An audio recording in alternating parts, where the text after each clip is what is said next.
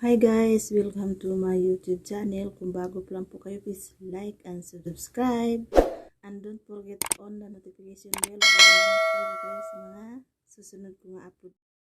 Hi mga baby loves! Welcome to my YouTube channel. Kung bago pa lang po kayo, please like and subscribe.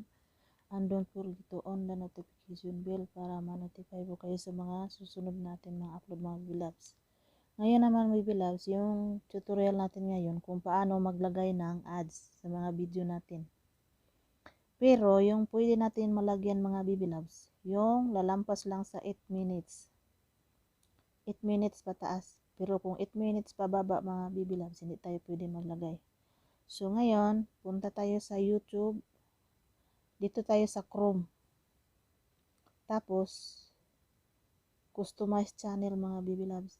Dito tayo sa youtube.com studio mga baby love.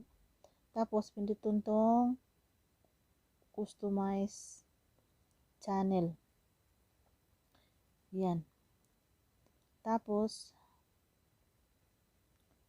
mahina lang yung net natin mga baby love. Dito na tayo sa ating dashboard. Tapos pindutin natin yung video natin. Video. Yan. Tapos yan, nandito na tayo sa mga video natin mga baby loves.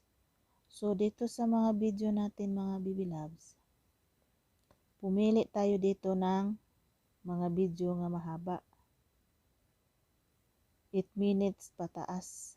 Kasi yung 8 minutes pataas, yan ang pwede nating lagyan ng video na ads. Dagdagan natin. Kunyari ito.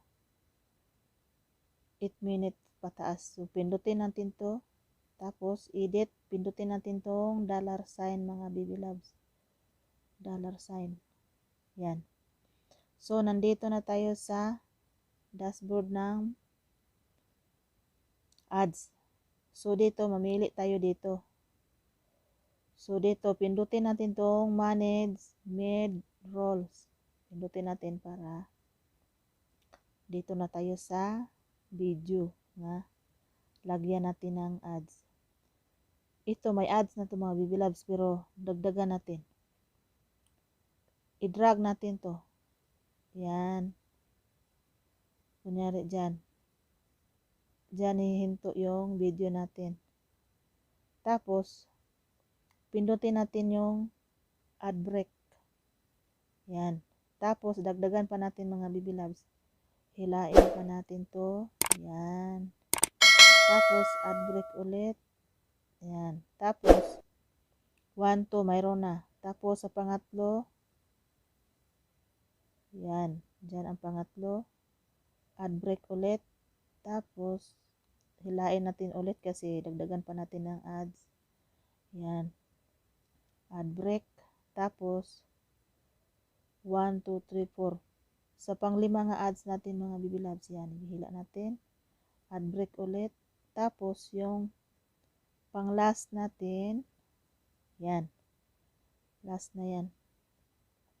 1, 2, 3, 4, 5, 6. 6 yung ads natin mga baby loves. Sa 10 minutes video, pwede natin lagyan ng 6 ads. Tapos, pindutin natin tong continue. Yan. Pagkatapos sa continue, dito na tayo sa mga klase ng ads. Tapos, i-check lang yung lahat mga baby loves. Naka-check yung mga box. Yan. Dapat naka-check yan lahat. Tapos, pindutin natin yung save. Yan.